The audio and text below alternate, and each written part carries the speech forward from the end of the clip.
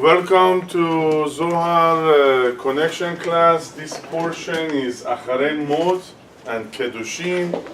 Ahare is talking about the death of two sons of Aaron, and Kedushim means holiness. He's talking about all the rules of humanity. One of them is the most famous one, love your neighbor as much as yourself. All those coming in these two portions. And as you know, we are in a period called Omer, and it's not an accident. We keep telling you that what we do during the Omer, its affect Yom Kippur, affects what's going to happen in Yom Kippur. Guess what portion we are reading in Yom Kippur? Ahare Mot. So don't think I made up this connection between Omer and Yom Kippur. There is a direct connection between now and Kippur. This Shabbat we are reading Ahare Mot, and on Kippur we read the same portion. So let's talk about Omer. Last week we covered 17 gates, 17 days. I'm sorry we haven't posted the last class yet because we were so busy. We had so many events, Alzheimer and saving lives, so didn't have a chance to upload it. But we're going to upload it as soon as possible. So one more time, what is Omer? For whoever was not here last week, we're going to make a quick review. Omer is a certain time of the year that has happened during the month of Iyar. Month of Iyar, like we spoke earlier, is a judgment month. It's the left column month. Nisan, the first one is right. Iyar is left. It's all the judgments, whatever issues we have in our life. If it's a health issue, relationship issue, financial issue, whatever challenge we have in our life. It's something we done in this lifetime or something we done in a past lifetime. In the Kabbalah language, sickness doesn't exist, a bad relationship doesn't exist, bad fortune doesn't exist, bad business doesn't exist. It's all judgment. We are in a correction facility. We've done something in a past life, and now we are here to correct it. So, and this month, like she said, is a little bit tough because all those corrections, all those judgments are coming back to us. But this wonderful system and Father that we have, give us the Omer so we can counterbalance these tough times. We learn, we educate ourselves. What does it take to sweeten the judgment? To sweeten the judgment, instead of having a tough month, we're going to have a sweet month. And by practicing this wisdom, by practicing the lessons of Omer, we're going to earn a key. That with that key, we're going to open the gate of all the blessings on Yom Kippur. This Torah and Judaism system is amazing. We always get prepared for the next event. If we follow this class, we're always preparing ourselves for something coming up. Shavuot, Omer, Passover, holidays, any holiday. Shabbat, the most important. We have to prepare ourselves for Shabbat. If I don't study nothing during the week and I show up on Shabbat, I'm going to get very little.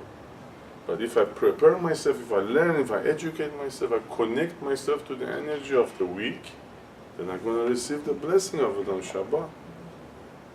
We can never earn, we can never receive anything without preparation. Another wonderful lesson about Omer is that Judaism and Torah all has framework. Everything has to do with the cosmic events. And there's nothing by accident. We cannot celebrate Shabbat on Wednesday. We cannot do Omer on month of Tammuz. Everything has a framework. Everything has restrictions. If you look at the history of humanity, every civilization, every single country, they always look at the stars. What's coming next, or what's going to happen next. When is the time to harvest? When is the time to plant? So we are governed by the universe. We are governed by the cosmos. We are governed by the stars, the moon, the sun. So if we know the events, if we know the energies, then we can take advantage of what's available. So many stories like Purim. Haman, he knew when the Jews are vulnerable. He was studying the stars, so he knew when to strike. And the same thing the Jews did. They also knew about the stars. We knew how to counter back. So many stories, so many stories. The famous story about Jesus. Some kings in other countries, they knew, look at the stars, somebody gonna born in Jerusalem. So they start traveling, going to Jerusalem. So we are made by nature, we are part of the nature, and we are influenced by the nature. There is a section at the beginning of the Zohar, if you read it, number 1. It says everything in the universe was made for our purpose, so we can benefit from it. All these stars, all this constellation. We talk about constellation of Taurus, we're talking about what planet affecting us on that month.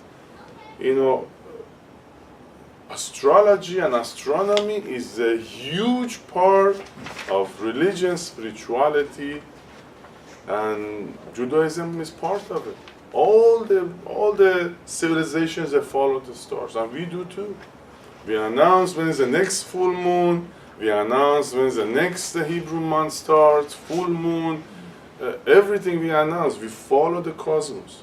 The reason I'm sharing this with you, there is many studies, there is many philosophies out there that they are not connecting to the energy of the week. And Judaism and Torah is so smart. We don't have to go look for that wisdom. All we have to do is to connect to the portion of the week. They already assigned to us, they're already teaching us what should be my consciousness for that week, what is the energy of that week is. So we don't have to search it, it's already available for us. And that's an amazing thing about Kabbalah. I'm so glad you guys are here. That this month, today, we're going to learn what we need right now. If I'm going to learn it next month, it's not going to have any benefit for me. And one amazing thing about Shabbat, many cultures have many different calendars. There is English calendar, Hebrew calendar, Arabic calendar, Chinese calendar. But Shabbat, the 7th day, the whole world, Shabbat is the 7th day.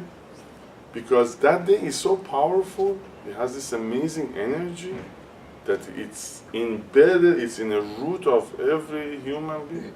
Shabbat is Shabbat. You can never argue, you can never change the date of Shabbat. We have different calendars, but Shabbat is Shabbat. We're going to talk about Shabbat later. So, one more time, we are learning about Omer to sweeten the judgment on us. Everything, every issue in our life is a judgment. Again, sickness, problems, nothing exists. There is no, sickness doesn't exist in Kabbalah. It's just a judgment on us that we have to correct it. And by going through the Omer, through the study of the Omer, we can sweeten the judgment for now and then completely remove it on Kippur. So last class we covered 17 days of Omer. Now we're going to go to the day of 18. 18 day is Ahare Ezra, gate of help. Please remind me to say the English too, so it's going to be clear. Ahare Ezra, gate of help. Helping is amazing. There is one study says the only purpose that we have on this planet is to help each other, to help others. In this portion of Shabbat, you're going to read, love your neighbor as much as yourself. It's like helping each other, helping others. We need help. Of course, we need a lot of help. How can I draw down the energy of help? By providing help to others. In the spiritual language, in the Kabbalah language, you can have something only when you're providing it, only when you become a channel of it. So, we need a lot of help. So, we have to be able to help in order to receive help. The other aspect of help, there is one concept in spirituality, in Kabbalah, that we talked about it last week too, if somebody asks you for something, you have to do it. You have to do it, as long as it's reasonable. If somebody asks you for help, you have to do it. As long as it's reasonable and you don't put anybody's life in danger. So last week we talked about tzedakah. If somebody asks you for something, you have to give it to him. Again, if somebody asks you for help, you have to provide that. It's an opportunity for you. We look at it as a punishment. Oh, you ask me to drive to LA and buy you a book? That's an opportunity for me. It's a blessing for me. It's a blessing for me. It's an opportunity for me to create life. So on the ego side, my body, it's hot, cold, I'm lazy, I have to spend money on gas. The ego gonna stop you from helping that person. But your soul knows that it's a great opportunity. They ask you for help, they're doing you a favor. If somebody asks you for help, they're doing you a favor. What is the next level of help, Ezra, is that you volunteer. You don't even have to wait for somebody to ask you for help. You volunteer. You see a sick person, you volunteer to help them. You see, we have this wonderful synagogue, we have this wonderful class. It needs something, it's missing something, you volunteer, you jump to provide it to your kenisa and class. So, and I'm going to share with you something amazing about helping. At the moment that you're helping somebody, you're in Gan Eden. It's a secret that we said we're going to share. The moment you're helping somebody, you are in utopia. You are not on this planet anymore. You don't feel pain, you don't feel angry, you don't feel hate, you don't feel hungry, you don't feel needy. When you go out of yourself, you are in a different zone, you are in a different dimension. You are not on this planet anymore. We had this amazing experience with Susie Jun last week. We were helping somebody. We were both so high. It was amazing. We were not in this planet anymore. We had this amazing feeling. Honestly, I was in Gan Eden. Just the fact we were helping somebody. Try it. It's very simple. It's very simple. Because when you are helping, you're totally destroying the Satan, you're destroying the ego, you are pure light, you're pure soul. And it tastes so good and it feels so good. So, give it a try and then share with me your experience, how you feel. I'm sure you all before help somebody and you feel great about it, right? So, it's an amazing lesson, helping. What is the next gate? The next gate is Ahare Slicha, gate of forgiveness. Ahare Slicha, gate of forgiveness. We know, Slicha is not about forgiving other people. So we're going to get there. Slicha is ask for forgiveness. In this language, in the Hebrew language, slicha means asking for forgiveness. This ego, this Satan is so powerful. I break a glass, the ego and the Satan says, you don't even need to ask for forgiveness. Why should you? Or you step on somebody or you hurt somebody. We don't want to ask for forgiveness. So, being able to ask for forgiveness is actually a blessing, is actually a zuchut. We don't want to ask for forgiveness. Honestly, how many of us we go around and we ask for forgiveness?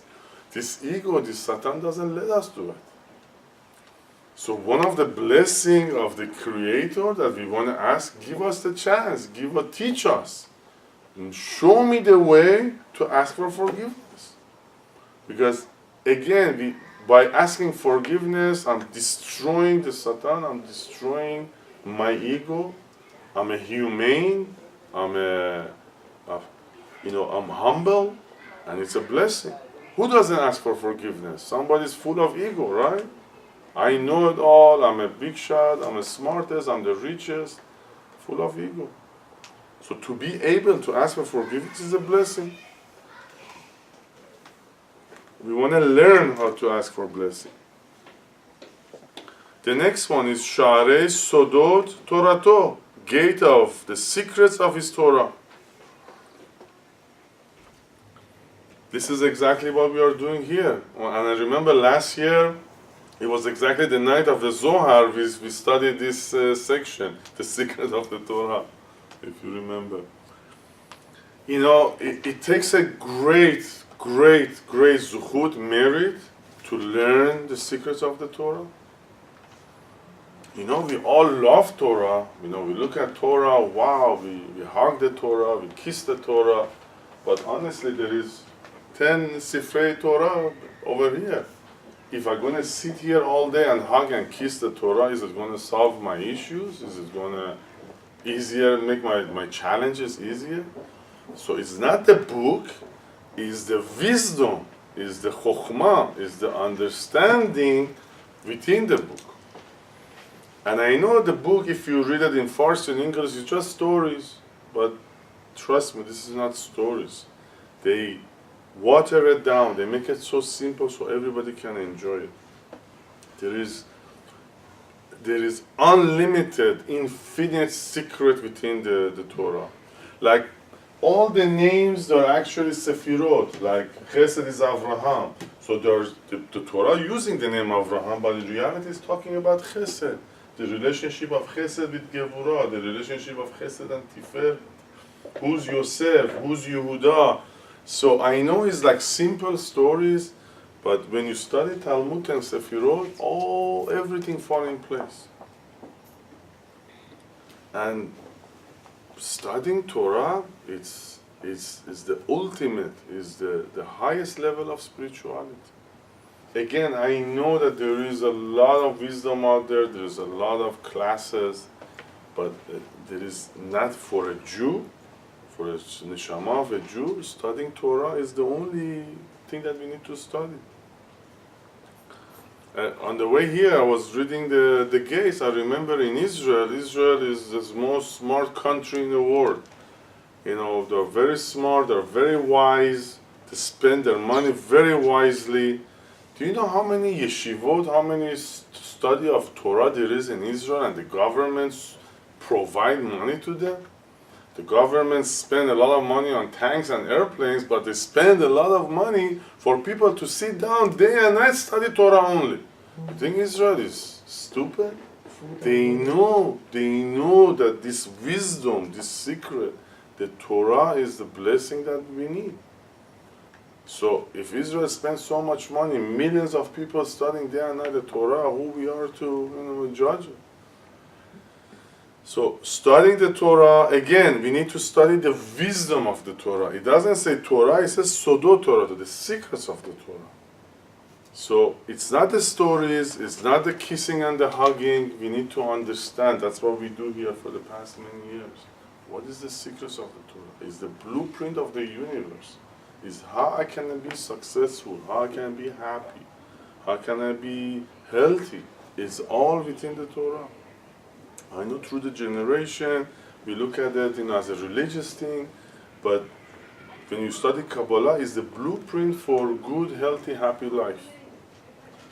So, Baruch Hashem, we already studying, we already connecting. It's a good reminder to continue, not giving up, not get disappointed. You can get disappointed from this class. Maybe you can get disappointed from me. Maybe you give up on this Bet Knesset, but never give up on the Torah. Never give up on the Torah.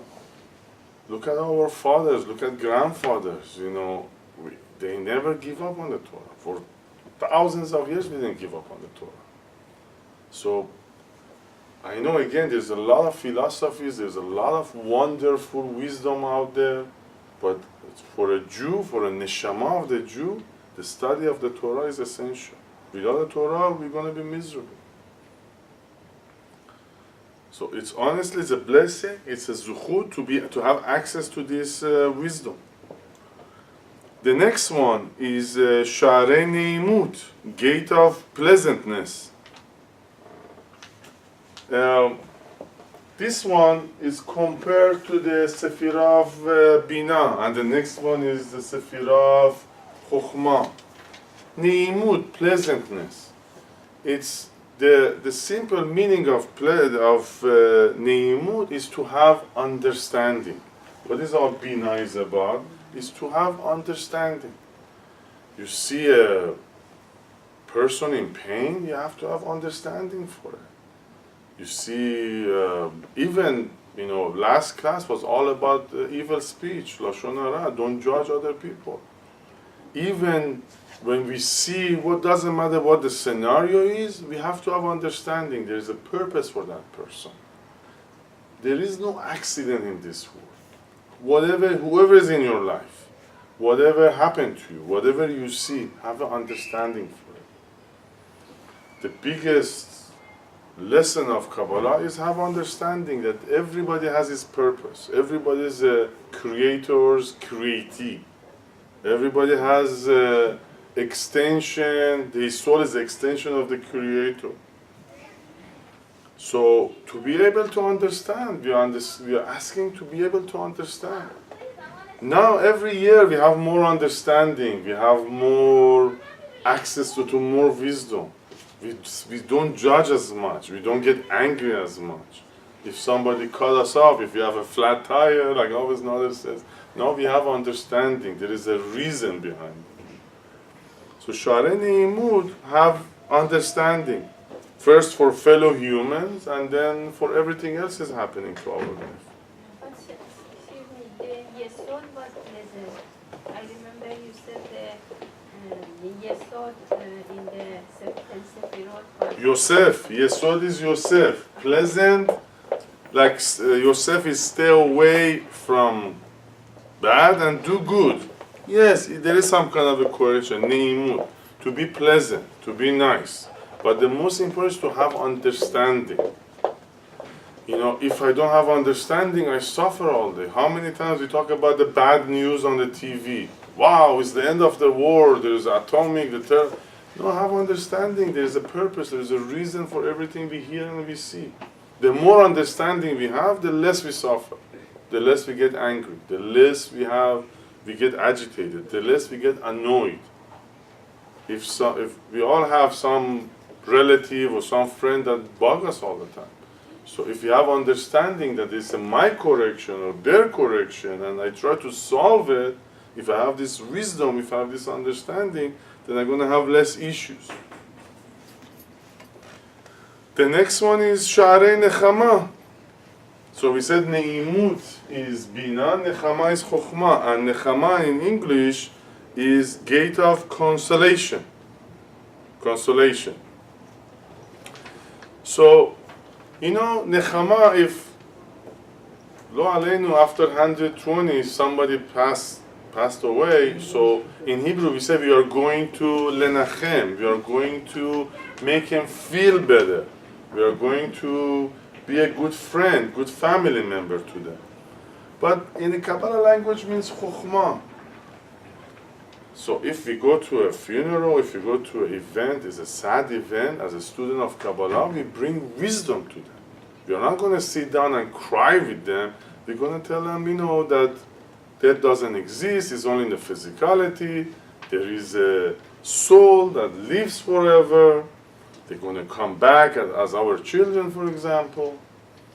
So Nechama means have this wisdom to understand. The Neimut was to understand. Nechama was to have wisdom. When I have wisdom, when I have this chokhmah, when I understand everything, then I suffer less. I don't suffer as much. When I see the reason, when I see the purpose of everything in my life, when I have this chokhmah, then I suffer less. Next gate, Sha'arei Mechila, means gate of pardon. This is the one that we have to, like, Selicha is asking for forgiveness. Sha'arei Mechila is giving forgiveness. So, if, none of us are 100% pure, none of us are angels, we constantly make mistakes, we constantly break the rules. So, we need forgiveness, we need Mechila from our Creator. And in order to be able to receive forgiveness, we have to develop, we have to understand how to forgive. There is many stories that, when we pray, when we ask for forgiveness, are we a forgiving person? Are we forgive to somebody that asks us for forgiveness? So, being able to forgive is only benefit us. If we are the only beneficiary of it, because we're going to be forgiven. And the last one for tonight, which is the gate number 24, and tonight after darkness is going to be the 24th night, is Sha'arei Mazon, gate of food. This is super, super interesting, and there is so many angles, so many ways to look at it. What is gate of food? Honestly, what kind of a food do we need? Spiritual. What kind of a food do we need? We don't, if you think that the food that we eat is the most important, is any kind of a steak, any kind of a good food going to solve my issues in my life, going to bring healing, going to bring happiness? If I eat filet mignon, is it going to send my children to university? So what kind of a mazon, what kind of the food the Torah is talking about? The food that the Torah is talking about, the food of my soul, the food of my consciousness. We always talk about two entities within us. One is the body, one is the soul. So we constantly feed our body, but do we feed our soul? Like the Shabbat, the class, the study, the Torah, the Zohar is feeding my soul. So the food that this Omer is asking about is the food for my soul. A good example is Rabbi Shimon Bar Yochai, whoever wrote the Zohar. He was 13 years in a cave, and he was drinking just water and one fruit that called charov in Hebrew. That's it. That's what he lived on for 13 years. How can you live on water and one fruit? He was so occupied with this amazing spiritual food that he didn't even need it. The physical food. I give you guys more examples. Do you remember your wedding night, or you remember your children's wedding, or your children's bar mitzvah? We never eat in other weddings, right? As a guest we eat, but when it's our own party, who cares about food? This is the happiest time of your life. You are flying, in heavens. You don't feel hungry. You don't care about food. On Shabbat, when the Torah is out, you're reading the Torah, do you think about food? Do you feel hungry? Yeah, we get hungry after the services, but during the Torah, do you get hungry? Do you feel like you want to have food? So it's either we are feeding our body or we are feeding our soul. And when you feed your soul, when you feed your soul, if you don't have the feeling, the urge for having this food, regular food. Regular food, is okay, is wonderful, but it's not the purpose of our life. The ego says more delicious, more fat, more meals, more this, more of that, but we are feeding the ego. Our essence, who we are, The actual food is the spiritual food. And if you want to get technical, if you spell mazon, is mem and zon. Mem is malchut, and zon is zerampin. He says the right food is the food that combine, bring these two words together. That's why we say blessing after, before we eat the food. If you eat the food just for its own purpose, you just got the nutrition. But if you eat the food and you say the blessing and you connect to a spiritual part, you get the other 99% also. That's, you get beyond the nutrition. We talked about it before. The actual food is made of atoms. Atoms is 1% material, 99% is energy. When I eat a fruit, if I don't say the blessing, if I don't connect to its energy, I just have the atom. But if I have the consciousness, and if I say the blessing, then I observe its energy also, its souls also. What is the custom that we have that during the week we barely eat, we're always on the run, but on Shabbat we make the best food. The best, the smelliest, the tastiest, the biggest, the best looking food.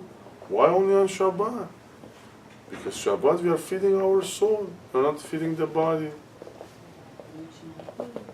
You know, so that's actually a good question.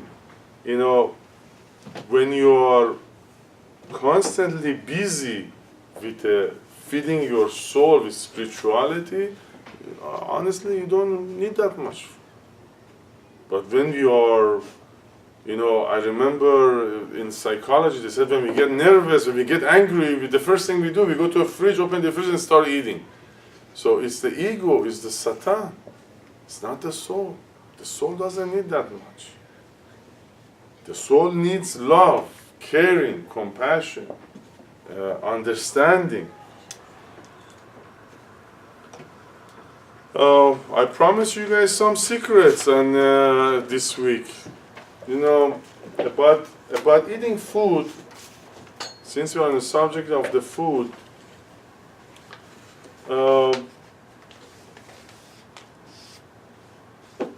you know, we are what we eat. We are what we eat. You know, if we eat snake, so obviously we are observing the energy of the snake. You know, what do we eat? We eat very innocent animals. We eat chickens, we eat beef, innocent animals. They don't kill, they don't fight, they don't hurt anybody, they don't eat blood. So one of the reasons of kashrut is we eat innocent. We eat, you know, nice, you know, kind of animal that has compassion. They are not fighting, they are not killing. And the other secret is that, again, we are what we eat. So when I'm eating a food, if I believe it's going to make me fat, it is going to make me fat. If I eat a food and I tell myself and I believe that I'm eating it for the purpose to have sustenance, to go to my work, to take care of my family, go take care of my children, go to work. I'm eating the food in order for me to sustain this body so I can study Torah, then it's not going to be as fattening. If I believe this food is going to bring me healing, it is going to bring me healing. If I believe this food is harmful, it is going to be harmful. So when we put the food in our mouth, we look at it. You know, we have a consciousness. So we can take advantage of this formula. When you make a food, you know, when you eat a food, say it's going to bring blessing to me. Say it's going to bring barakah to me. Say it's going to bring health and happiness to me. And if you're not abusing it, if you continue your study and your spiritual path, it is going to work. It is working. So, I'm going to repeat, we are what we eat. And what we eat depends to what consciousness you put in it. So one of the reasons we say blessing before we eat, because what is a blessing? Is the name of the Creator, Baruch Ata Adonai Eloheinu, all the good words we put inside the food and then we eat it. So what you're eating in reality, 1% of its physicality, 99% of the name of Hashem and Creator and all the goodness. So that was the secret of mezonot.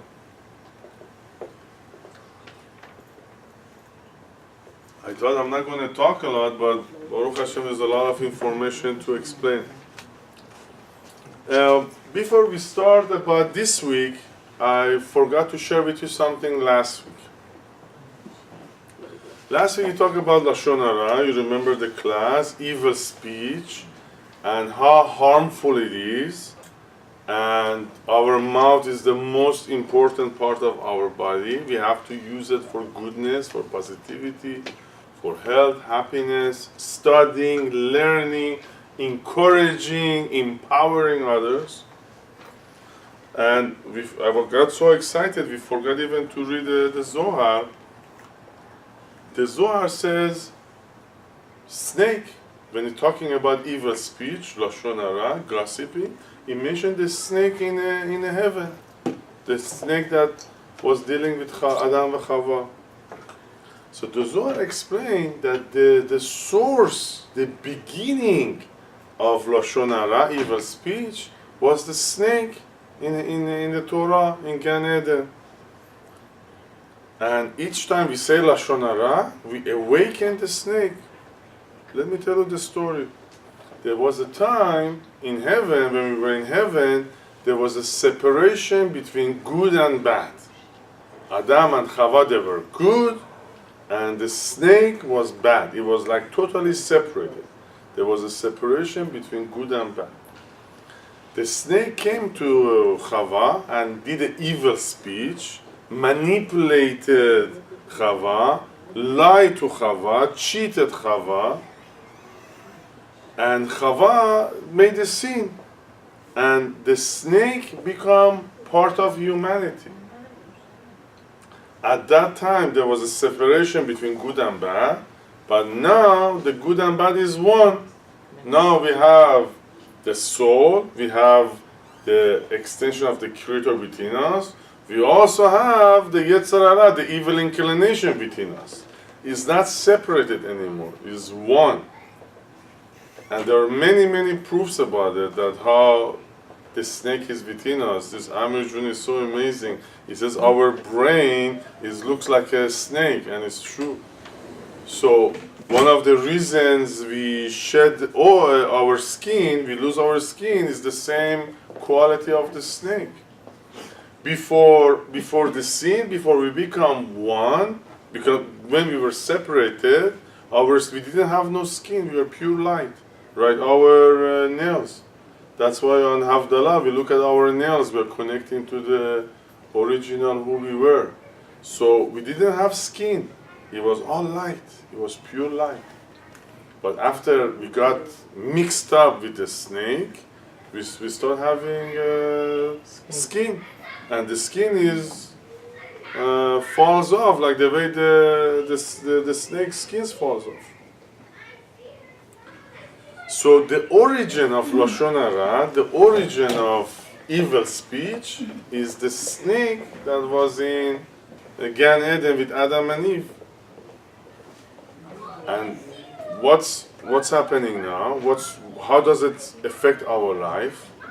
Each time there is a huge gate open for us, a gate of blessing, right away we start speaking Lashon Hara. We awaken that snake. And the snake comes and block the gate for us. This poor Nader, every Shabbat, he says, don't talk, please, don't speak, don't talk during the Torah. It's so funny, if you take the same people, maybe after the Torah reading, they're not going to talk. But the moment this gate opens, the moment the Torah, the blessing is out, the bracha is right there, the snake says, want to take it away from us and force us to do the Lashon Hara, to do the evil speech. And the moment we open our mouth and we talk evil and we start judging, the gate is going to shut for us. So, is it clear we understand where this, why Lashon Hara is so bad? I mean, any Jew, any Orthodox, any Jewish study you talk about, they're going to tell you Lashon Hara is the worst tikkun. It's so hard to correct it because it's coming from Adam and Eve and the snake. We have to get rid of this snake. We want to go back to the point that the good and bad is separated. That's why holy people, you see, their skin is very shiny. It's different. And we had a class that, making a correction takes a year. Sometimes we come to the class, 1, 2, 5, 10 classes, 2, 3 months, we don't see change in our life, so we give up and we stop coming. But to do one correction, to do one tikkun takes at least a year. Now, you want to replace, our cells in our body, replace itself every 7 years. 7 years from now, my skin is not going to be the same anymore. So if I practice from today, Baruch Hashem, we started a few years ago. So if we practice the spirituality, if we practice the Torah and the Zohar, down the road in 7 years, we're going to be free and clear from this snake, from this evil thing that within us. And the cause of all the misfortune, all the bad relationships, all the issues, all the challenges, is this snake within us. It's stealing our blessing. When the Torah is out and I talk, it's not me talking, it's the snake is talking. And it's blocking the blessing for me. And Torah is one example. Every day of our life. If you're talking to a friend, there is so much goodness, there's a great opportunity. Maybe with that friend I'm going to start a business. Maybe my children are going to marry the children of that friend. Maybe that friend has a wisdom that's going to heal me. But instead of talking about all the goodness, I let the snake take over, and we're going to talk gibberish, and we're going to gossip, and the snake going to steal all the blessing from me. So, we made that mistake, 7,000 years ago, enough. Let's not make that mistake. This mouth, its purpose is only for goodness, only for blessing, only for happiness, only for getting better, elevating. That's something we forgot to talk about last week. Now about this week. This week, Zohar portion, it's one of my favorites, one of our favorite portions. Again, it's related to Omer, is related to last week energy, Lashon Hara. This portion that we're going to read in Zohar, it talks about judgment. That a person made a mistake, he had a sin, there was a judgment on him, and he's suffering. And he run into this Rabbi Abba. Again, Abba means Chokhmah. All these names are codes. These names are not the name of the person. We're going to get there. So this man made a mistake. He made a sin. And the Zohar says there is a mark on his face. There is a scar on his face. Which, it's a nice story, but in reality talking again about that skin. That we have this snake ruling our life. So he has a misfortune, he's not happy, he has a mark on his face, everybody can see the mark in him that he done something evil, something bad. So he run to this rabbi, and the rabbi says, the rabbi Abba says, no, I don't want to talk to this guy. He has a mark in his face. He's an evil man. And then the second rabbi, Rabbi Yosef, which is the central column, which has the understanding, he says, hey, Rabbi, let's give him a chance. We are not talking about these rabbis. When we see a person, right away, my chokhmah, my wisdom, judge that person. This person is dirty. This person is ugly. This person is too short, too tall. I don't want to talk to him. The Zohar want to teach you, have understanding. Give a chance. Connect to his soul. Don't connect to his outside. And then the rabbi says, okay, tell me the story. Tells the story, I made a mistake, that's why I have a mark. I went to a doctor, and the doctor gave me prescription of doing a teshuvah. What kind of a doctor give you prescription of the true teshuvah? That's the true doctor. I mean, medicine is good, but our issue is not going to go away until we do teshuvah. And teshuvah, not in a religious way, not about your food and clothing habits, is about immersing yourself into study Torah, what your soul needs. We talk about the food. Our soul is hungry, is thirsty. That's why it doesn't lead us to the right places. So we need to feed it the Torah. So the guy says, yeah, I made it teshuvah, but I still suffering, I still have the scar. So the rabbi tells him, are you willing to study Torah and even teach it in the future? He says, yes. He says, okay, since I see in your future, since I see in your potential that you're going to study the Torah and you're even going to teach it, I'm going to say this sentence, and all this badness and sickness and all this mark, all this evil is going to go away. So, again, studying Torah, immersing yourself in Torah, teaching Torah is not in a religious way. It's doing what we are doing now, connecting to the energy of the week, learning, studying, practicing, not giving up, making a full effort, and teach it. There is a saying that your first student is yourself. First teach yourself. And then you share it with friends, family, co-workers, whoever is around you. So, we all have judgments. We all have issues. We all have this scar. We all have this mark. We all carry this snake. And the Zohar of this week says the only solution is to study Kabbalah, to choose spirituality in order to get rid of it. And most of the times, our wonderful Father, the Creator, even if you haven't started doing it, He sees your potential. He sees your commitment. If you commit today that this is it, I choose this twice a week, 3 times a week, Shabbat, I'm going to come and make my connection. And when the Creator see the potential in you, see that you are going to do it in the future, going to take away your judgment now, without even you practicing it yet. But when you have the potential. So,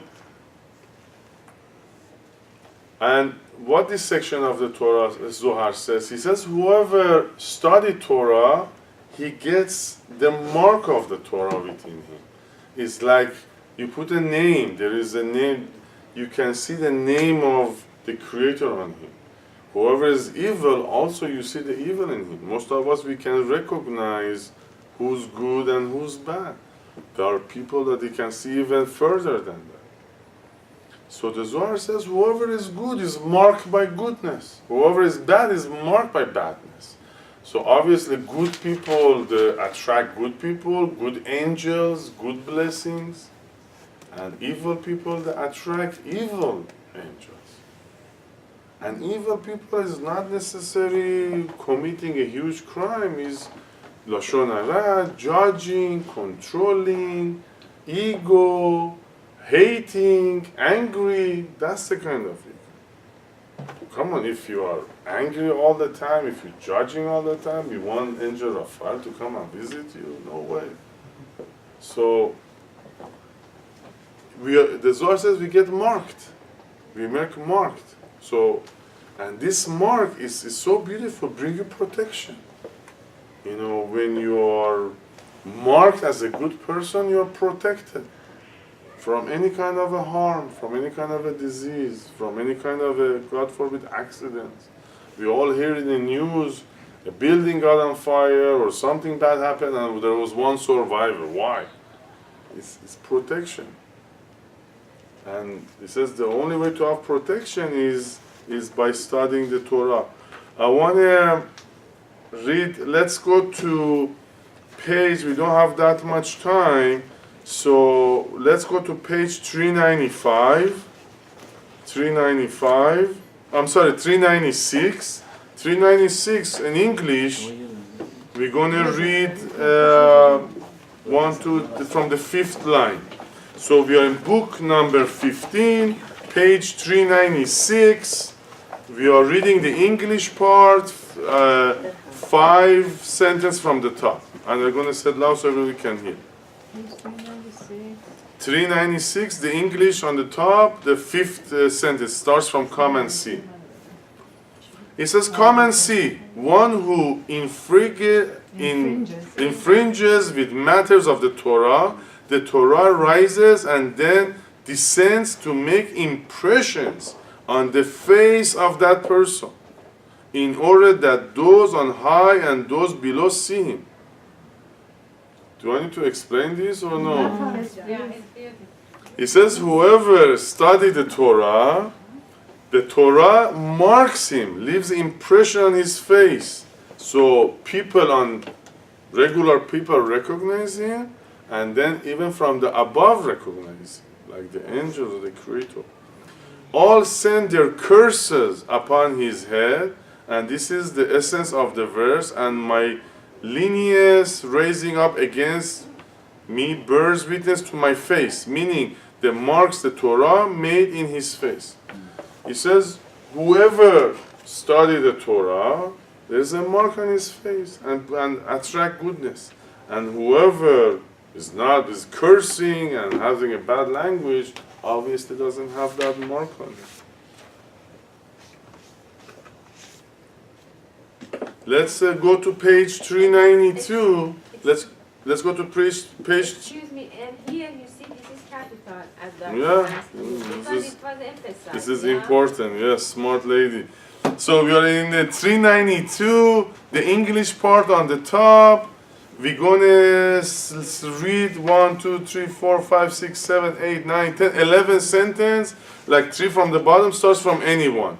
Which page? 392, the English part, 3 from the bottom. If you don't have it, just listen.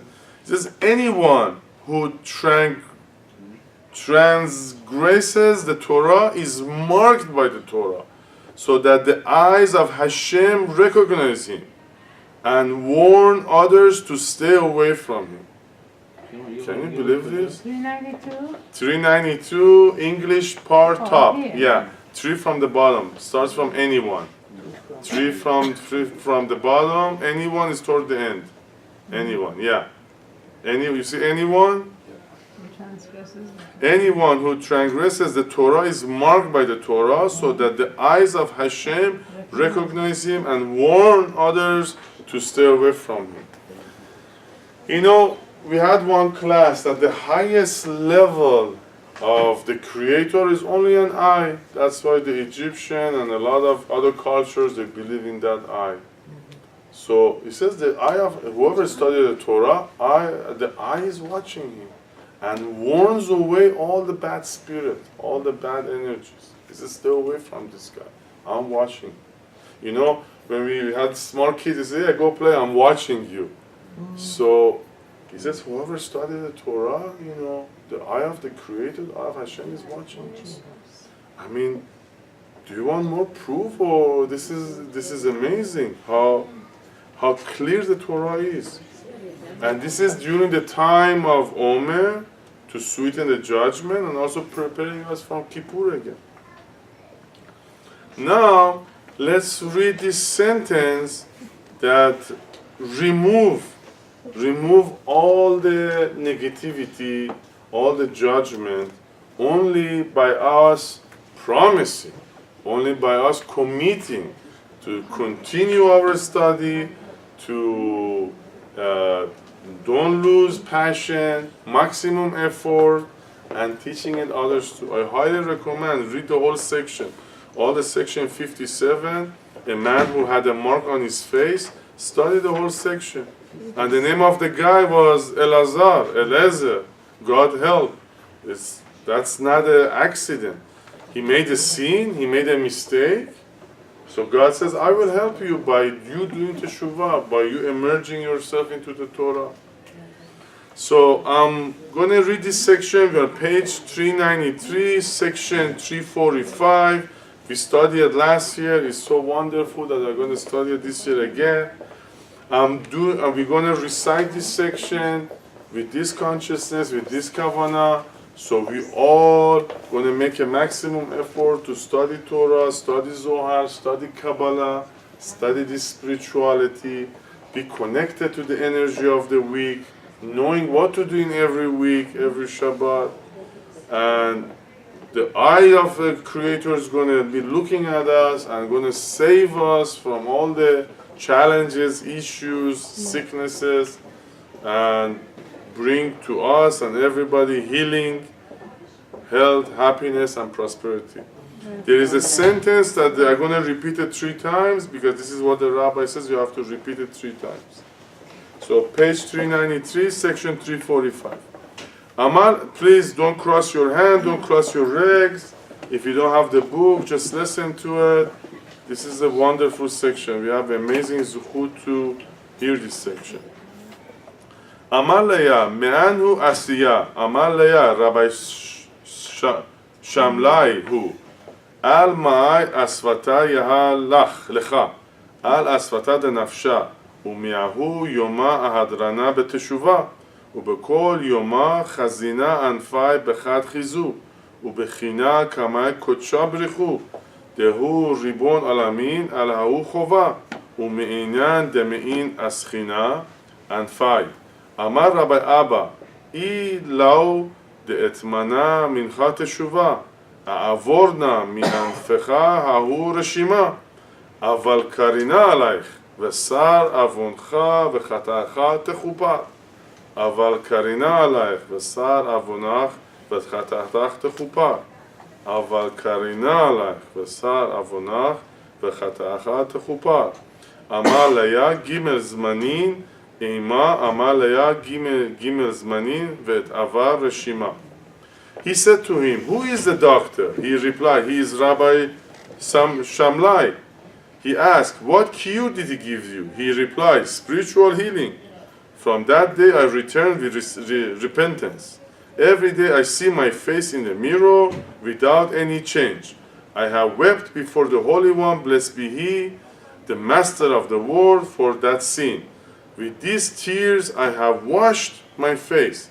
Rabbi Abba said, if repentance would not have been withheld from you, I would have removed the impression on your face. But I will announce upon you, and your iniquity is taken away, and your sin is purged.